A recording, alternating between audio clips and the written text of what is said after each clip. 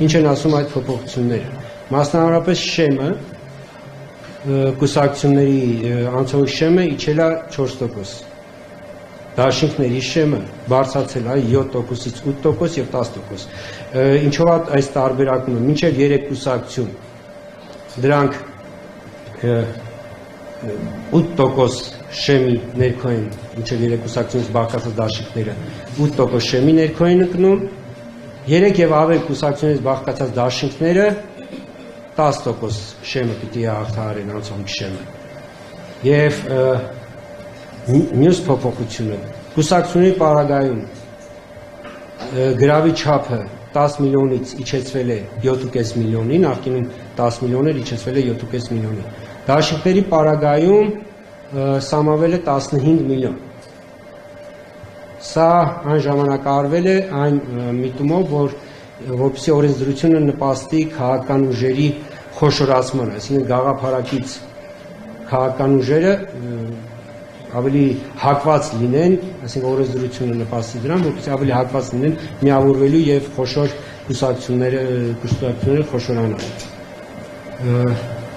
Որքանով այս գործիքակազմը օրենսդրության, այս գործիքակազմը իր դրական նշանակությունը, դրական արդյունքը կունենա, ցույց կտա ժամանակը։ Ես կարող եմ ասել, որ այդ կարող եք դուք ինքներդ էլ կոռուպցիական խարգելման հանձնաժողովից ճշտել, երբ որ մեզ անհրաժեշտ եղավ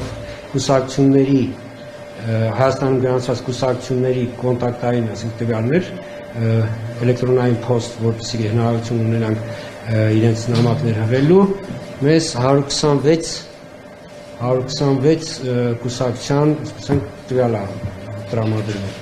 Բայց եթե չեմ սխալվում, պիտի որ գրանցված կուսակցությունները ավելի նույնիսկ շատ լինեն, այսինքն այս 126-ը ենթադրում, որ կոռուպցիական խարգելման հանձնաժողովը իրենց հետ կապ ունեցել, այսինքն հնարավորություն ունեցել է կապելու։ Եվ այս թիվը իմ ընկալմամբ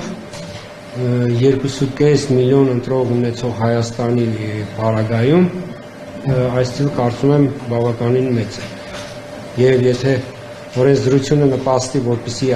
մեզանում ձևավորվեն խոշոր քաղաքական ուժեր, սա շատ կարևոր արդյունք կունենա,